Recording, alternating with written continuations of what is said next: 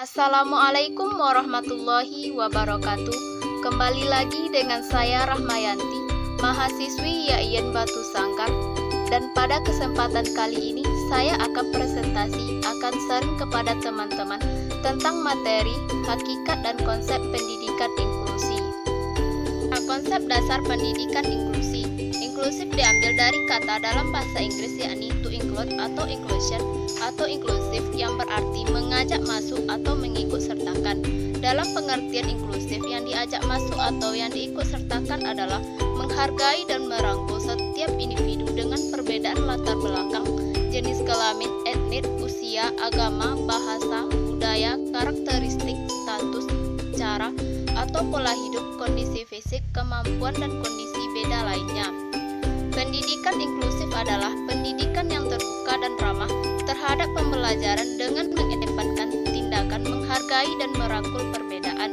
Untuk itu, pendidikan inklusif dipahami sebagai sebuah pendekatan yang berusaha mentransformasi sistem pendidikan dengan meniadakan hambatan yang dapat menghalangi setiap individu siswa untuk berpartisipasi penuh dalam pendidikan yang dilengkapi dengan layanan pendukung.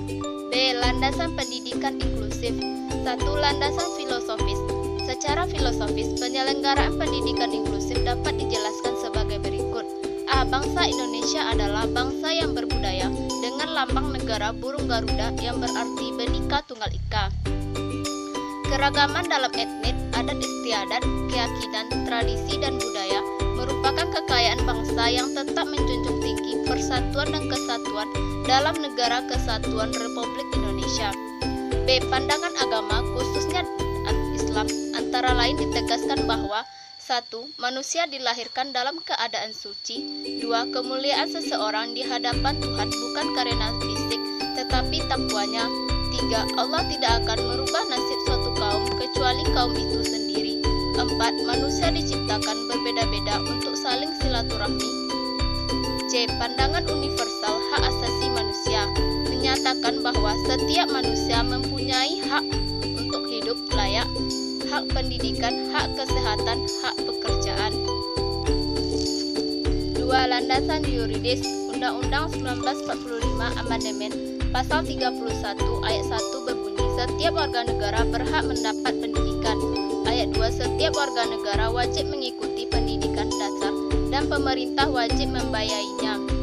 B. Undang-Undang Nomor 23 Tahun 2002 tentang Perlindungan Anak Pasal 48, pemerintah wajib menyelenggarakan pendidikan dasar minimal 9 tahun untuk semua anak.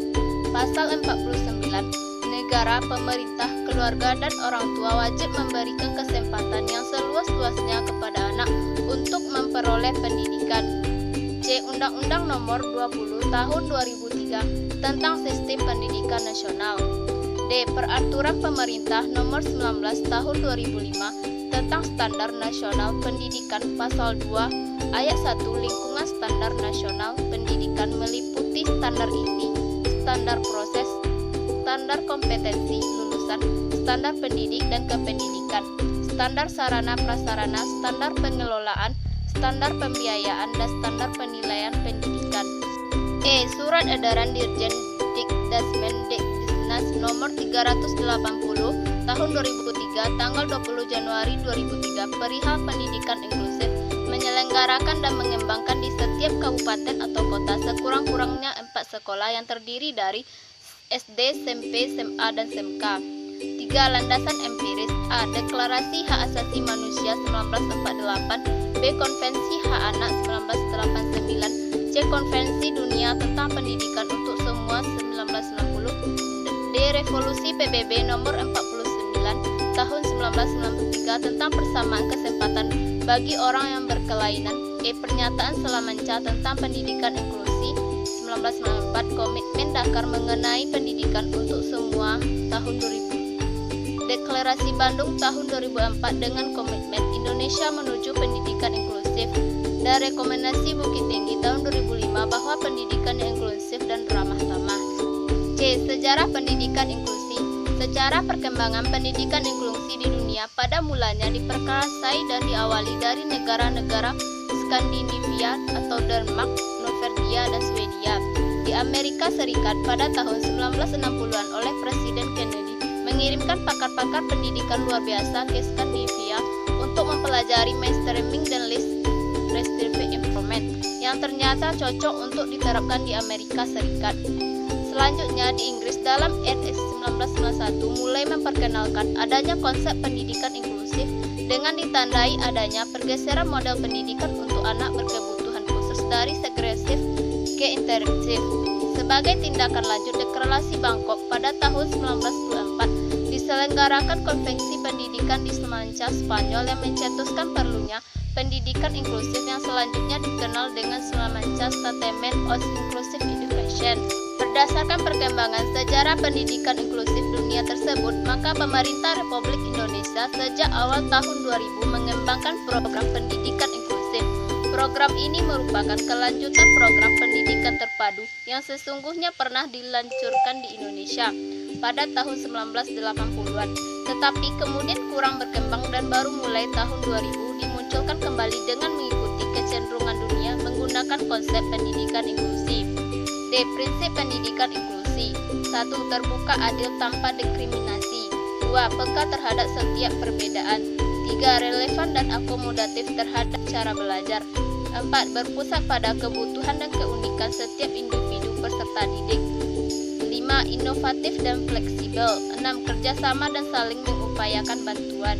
7. Kecakapan hidup yang mengidentifikasikan potensi individu peserta didik dengan potensi lingkungan. Elemen pendidikan inklusi. Elemen-elemen sebagai berikut. 1. Merangkul semua anak. 2. Pelaksanaan pembelajaran berpusat pada anak bukan pada kurikulum. 3. Menghargai dan menerima perbedaan serta keberagaman. 4. Lingkungan sekolah mudah dijangkau. 5. Guru bekerja dalam tim. 6. Orang tua terlibat dalam pembelajaran di sekolah. 7. Kurikulum, metode pembelajaran dan penilaian disesuaikan pada kebutuhan anak.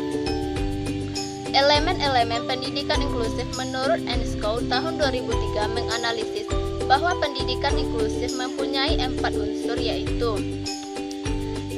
Inklusi sebagai sebuah proses. 2. Inklusi sebagai usaha mengidentifikasi dan menghilangkan hambatan. 3. Inklusi sebagai kehadiran, partisipasi, dan pencapaian semua siswa. 4. Inklusi memberi penekanan khusus pada kelompok-kelompok siswa yang rentan marginalisasi. Mungkin itu rangkaian materi saya pada kesempatan kali ini. Mudah-mudahan bermanfaat bagi kita semua. Terima kasih. Wassalamualaikum warahmatullahi wabarakatuh.